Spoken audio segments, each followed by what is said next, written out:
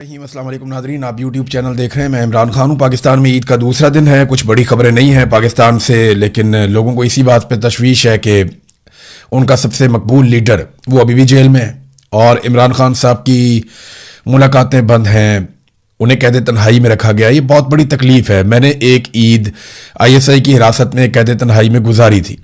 वो बहुत तकलीफ होती है। उस वक्त आपको याद आता है कि आप कैसे ईद पे कुर्बानी करते हैं, कैसे आप दोस्त अहबाब हैं उन्हें आप मिलते हैं, बहुत सारा कुछ, पूरी ज़िंदगी का मंजर आपकी आंखों के सामने से गुजर जाता है। लेकिन इमरान खान साहब एक बहुत बड़े मकसद के लिए इस वक्त जेल में हैं और वो इन चीज़ों से बहुत आगे अपने आप को निकाल चुके हैं। लेकिन उनका दुश्मन, उनका मुखालिफ, वो इन चीज़ों से आगे नहीं निकला। वो छोटी छोटी तकलीफें देकर ये समझता है कि वो इमरान खान को तोड़ लेगा। देखिए, हर आदमी की एक लिमिट होती है। बहुत मुमकिन है कल को कोई ऐसी डेवलपमेंट आए कि हम सब हैरान हो जाएं, लेकिन बज़ाहिर जो दिखाई देता है, इमरान खान जितनी मार खा चुका है, इसके बाद तो टूटना उसका बनता ही नहीं है। जिन हालात से इमरान खान गुजर चुका है, अब तो सिर्फ इतना है कि इमरान खान फेस सेविंग दे दे, और वो भी इस नौयत की कि ठीक है, तुम लोग पीछे हटो, अपनी बैरकों में वापस जाओ, मैं तुम्हें रास्ता बनाकर देता हूं। इससे ज्यादा तो इमरान खान कुछ नहीं कर सकता। अब इमरान खान ये तो नहीं कर सकता कि आसिम मुनीर पाकिस्तान में हुकूमत करे और अर्दली तब्दील हो जाए, कि शहबाज शरीफ की जगह दूसरा अर्दली या तीसरा अर्दली, या इमरान खान का आदमी या इमरान खान खुद। ये अब इमरान खान से नहीं होगा, वो ये कर नहीं पाएगा, ये उसकी शख्सियत नहीं है। बहरहाल इमरान खान साहब, ये वाकई तकलीफदेह है कि वो कैद तन्हाई में है ईद के दिन, उनकी फैमिली के लिए, उनके अपने लोगों के लिए जिनके साथ उन्होंने अपनी पूरी जिंदगी गुजारी है, या खुद इमरान खान के लिए। ये बहुत तकलीफदेह चीज़ है। अब नाज़रीन आ जाए बैनुल अक़वामी खबरों पर। तो सबसे पहले तो जो बड़ी खबर है वो ये है कि ईरान ने अब जवाबी कार्रवाई की है अमरीकी अड्डे पे। अमेरिका ने 2 मरतबा और बाज़ रिपोर्टों के मुताबिक 3 मरतबा ईरान की जो बंदर अब्बास का इलाका है, बंदरगाह, वहां पे अटैक किया, जिसे जनूबी ईरान भी कहते हैं। ईरान ने बार बार वार्निंग दी और उसके बाद फिर ईरान ने एक जवाबी हमला किया है। ईरान का जवाबी हमला कुवैत में किया गया। ईरान ने दावा किया कि कुवैत में वो अमरीकी बेस है जिसे इस्तेमाल किया गया ईरान पर अटैक के लिए, या बंदर अब्बास के इलाके में अटैक के लिए, तो हमने वापस अटैक उसी बेस के ऊपर किया है। अलैहिस्सलाम वहां पे एक एयर बेस है, ज्यादा इम्कानात ये है कि शायद उसके ऊपर ईरान ने कोशिश किया अटैक करने की। अमेरिका का मौक़िफ़ कुछ और है, ईरान का मौक़िफ़ कुछ और है। ईरान ने कहा जी हमने जो हमला किया वो कामयाब हुआ और उसमें हमने नुकसान पहुंचाया, जबकि अमेरिका का मौक़िफ़ यह है कि हमने ईरान को नुकसान पहुंचाया और ईरान की जानिब से 1 मिसाइल और 5 ड्रोन जो दागे गए उन सबको फिजा में तबाह कर दिया गया। ये सेंटकॉम का ये मौक़िफ़ आया। अब हकीकत क्या है, ये पहले भी अमेरिका अपना नुकसान छुपाता था और ईरान जो है वो भी अपना नुकसान कम करके बताता था, और अमेरिका ईरान का नुकसान ज्यादा करके बताता था, और ईरान जो है वो अमेरिकी नुकसान के ऊपर भी सबूत देता था। तो अब मामला ये है कि आने वाले दिनों में पता चल जाएगा कि कुवैत में अमेरिका को नुकसान हुआ या नहीं हुआ। लेकिन ईरान ने बड़े लंबे टाइम के बाद, लगभग 2 महीनों के बाद, वापस एक जवाबी कार्रवाई की है जंगबंदी के बाद, और ये जवाबी कार्रवाई जो है इसमें इजाफा हो सकता है, क्योंकि ईरान ने एक स्टेटमेंट भी यहां पे जारी किया है और ईरानी क़यादत ने एक आला सतही मीटिंग के बाद ये बाकायदा ऐलान जारी किया है कि अगर अमेरिका ने दोबारा हमला किया जनूबी ईरान पर तो फौरन शदीद रद्द-ए-अमल आएगा। इसका मैकेनिज्म बना लिया गया है। देखिए, इसको आप समझें कि ईरान ने होल्ड कर लिया था अपनी पूरी फोर्सेस को और उन्हें ये आगाह कर दिया था कि कोई भी हमला करने से पहले इजाजत लेनी पड़ेगी। लेकिन जब हमला हो जाता है और एक जंग वाली सिचुएशन शुरू हो जाती है तो फिर ईरान इसको खुदकार सिस्टम पे डाल देता है कि जैसे ही हमला हुआ आपने फौरन जवाबी कार्रवाई करनी है, फलां जगह पे कार्रवाई करनी है, आपको किसी हुक्म की जरूरत नहीं होगी। फिर ईरान में ये प्रॉब्लम भी है कि उनकी क़यादत को निशाना बनाया जाता है, चाहे वो फौजी क़यादत हो, चाहे सियासी क़यादत हो, चाहे मजहबी क़यादत हो, तो निशाना बनाया जाता है। तो वो करते ये हैं कि वो अपने 2-2, 3-3, 4-4 बंदे नॉमिनेट कर देते हैं कि अगर मैं शहीद हो गया तो ये आ जाएगा, इसके बाद ये आ जाएगा, इसके बाद ये आ जाएगा। तो वो सिस्टम को जो है वो ऑटोमेटिक कर देते हैं, एक ऐसे निज़ाम को बना देते हैं जिसमें गुंजाइश नहीं रहती उनके दुश्मन के पास कि वो किसी तरह से फौरी तौर पे मामले को कंट्रोल करे। तो अब ईरान शायद उसी मुकाम पे पहुंच गया और उनकी क़यादत ने यह फैसला किया है कि अगर अमेरिका ने अब दोबारा जनूबी ईरान के ऊपर अटैक किया तो फौरन शदीद रद्द-ए-अमल आएगा। उधर डोनाल्ड ट्रंप को इस बात पे गुस्सा है कि वो निकालना चाह रहे हैं अपने करीबी टैंकर्स को, ऑयल टैंकर्स को, अपने दोस्तों के ऑयल टैंकर्स को स्कॉट करके, और ये साबित करना चाह रहे हैं कि अमरीकी निगरानी में यहां से टैंकर्स निकल सकते हैं। अब अमेरिकन मीडिया रिपोर्ट कर रहा है कि ट्रंप इस बात पे बहुत गुस्से में है कि चाइना के जो ऑयल टैंकर्स हैं वो बगैर किसी स्कॉट के, यानी कोई सिक्योरिटी ना उनके आगे ना उनके पीछे, कोई बहरी जहाज या एयरक्राफ्ट उनको जो है स्कॉट नहीं कर रहे होते, वो अपना झंडा लगाते हैं। चीन के ऑयल टैंकर्स वो पहले आबना हुरमत में से गुजरते हैं, ईरानी उन्हें सलाम करते हैं, उसके बाद वो अमरीकी नाकाबंदी में से गुजरते हैं, अमरीकी उन्हें सलाम करते हैं और वो चले जाते हैं अपना तेल लेकर अपनी सरजमीन पे। इस वक्त तो सिचुएशन ये है। इससे डोनाल्ड ट्रंप को तकलीफ उस वक्त हुई जब अमेरिका ने कोशिश की कि स्कॉट करके कुछ कंटेनर्स को निकाला जाए आबना हुरमत में से ताकत के बलबूते पर। जब उन्होंने ये करने की कोशिश की तो ईरान ने उनको रोकने के लिए ताकत का इस्तेमाल किया और फिर इन्हें पीछे हटना पड़ा। तो इस बात पे भी डोनाल्ड ट्रंप को बहुत तकलीफ है और वो बहुत गुस्से में है कि जनाब ये बगैर सिक्योरिटी के चाइना यहां से जा रहा है, हम सिक्योरिटी फराहम करने के बावजूद यहां से ऑयल टैंकर्स को नहीं गुजार पा रहे। देखिए, इसमें दो बड़ी वजूहात हैं कि अमेरिका यहां से स्कॉट करने के बावजूद, सिक्योरिटी देने के बावजूद, हथियारों से लैस जंगी जहाजों को लाने के बावजूद यहां से क्यों नहीं गुजर पा रहा।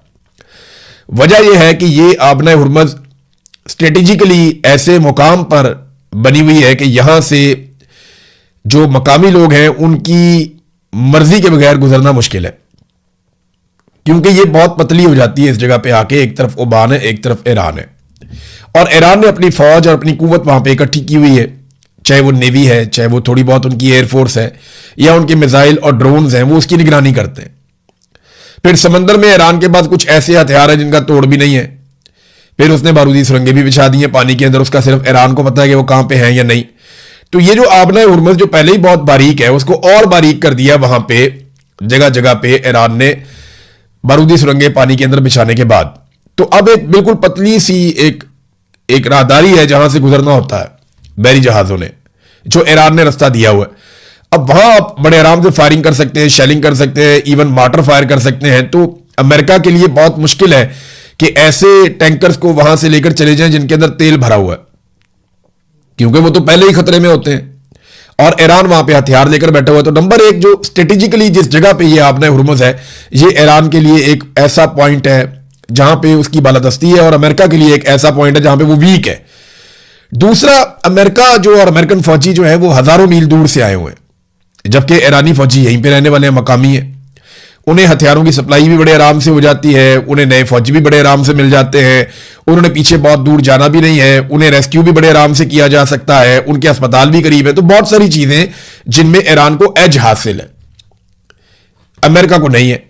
तो ये वो वजूहात है कि ईरान बड़े आराम से, और बहुत सारे जितने भी जंगी माहिरीन है आलमी सतह पे, वो बार बार कहते रहे कि ईरान ने वो चीज पकड़ ली है जिसे ताकत के बलबूते पे आप खाली नहीं करवा पाएंगे। वो पूरा एक मुल्क है, वहां लगभग 9-10 करोड़ लोग रहते हैं और उनमें से बेशतर लोग लड़ने के लिए तैयार हैं, लोगों ने अपने नाम भी लिखवा दिए थे। तो ये एक बड़ा पंगा है अमेरिका के लिए। अब अमेरिका के पास एक और रास्ता यह है कि ओमान बहुत ज्यादा कॉपरेशन करे, क्योंकि देखिए आबना हुरमुज के इस तरफ अगर नीचे वाली साइड पे ईरान है तो ऊपर वाली साइड पे उसके ओमान भी है। ओमान को डोनाल्ड ट्रंप ने धमकी लगा दी, अल्फाज बड़े नामुनासिब हैं, तो अरब ममालिक को वैसे इसका नोटिस लेना चाहिए। काबीना का इजलास हो रहा था, वहां पे डोनाल्ड ट्रंप ने जो अल्फाज इस्तेमाल किए वो ये है कि अगर आबना हुरमुज के मामले पर वो सही रवैया नहीं अपनाते तो उसे हम तबाह कर देंगे। ओमान को, ओमान के बारे में उन्होंने कहा।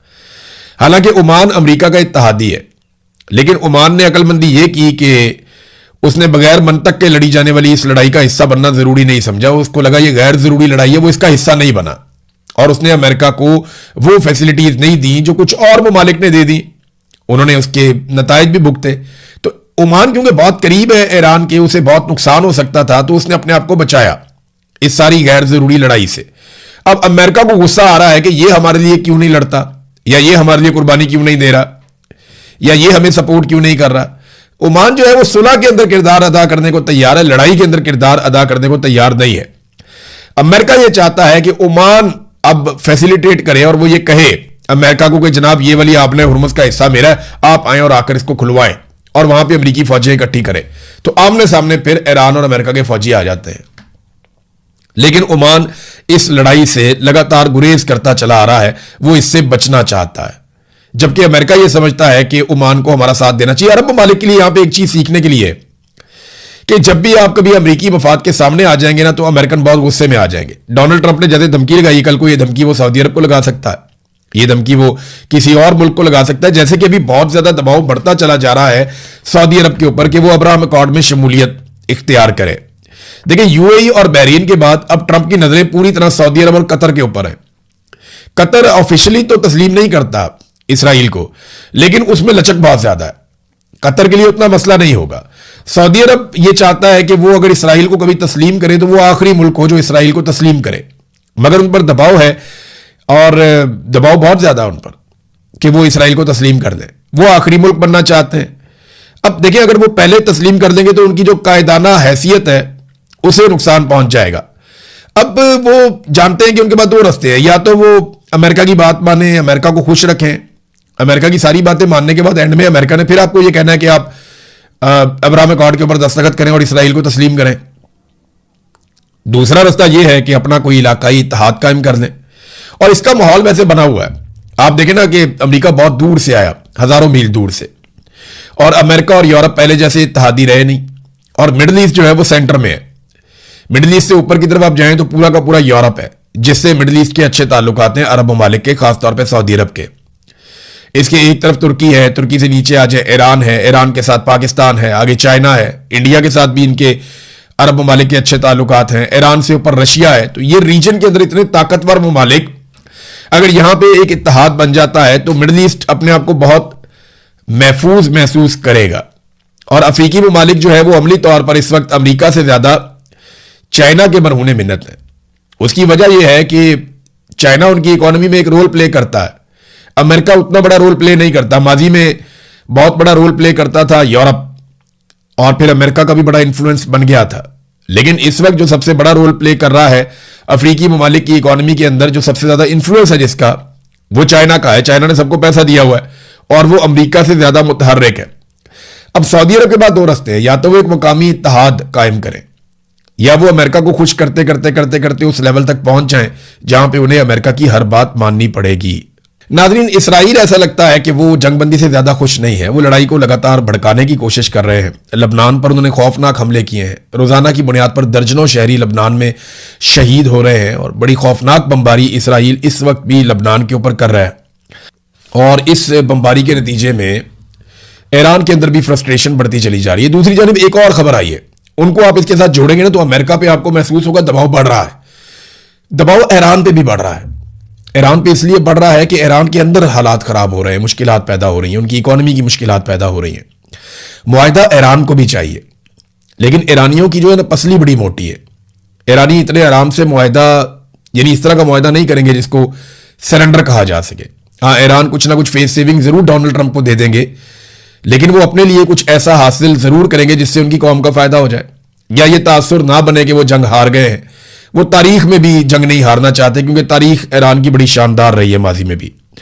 अब एक और मुसीबत ये बन गई है कि रूस ने जब हमले तेज कर दिए कीव के ऊपर, यानी यूक्रेन पे, रशिया ने बहुत खौफनाक अटैक शुरू कर दिए। और ये अटैक शुरू होते हैं जब प्यूटन दौरा करते हैं चीन का, प्यूटन वापस जाते हैं, और उसके बाद मैं ये नहीं कह रहा कि चाइना ने कहा, लेकिन उसके फौरन बाद आप देखें यूक्रेन के ऊपर रशिया के हमले बहुत तेज हो गए। अब यूक्रेन का जो सदर है ज़ेलेंस्की, उसने खत लिखा डोनाल्ड ट्रंप को, और उसने कहा जी जितने हो सकते हैं आप हमें गोला बारूद फराहम करें, हमें हथियारों की जरूरत है और बहुत सारे हथियार चाहिए रूस का मुकाबला करने के लिए। उन्होंने अपनी डिमांड डाल दी है। यहां अमेरिका और इसराइल पहले ही बहुत सारे हथियार फूंक चुके हैं। अरब ममालिक ने भी इतने सारे इंटरसेप्टर्स चला दिए, इतने सारे मिसाइल चला दिए। अमेरिका ने जो अपने क्रूज मिसाइल है उनका एक बड़ा जखीरा जो है वो चला दिया।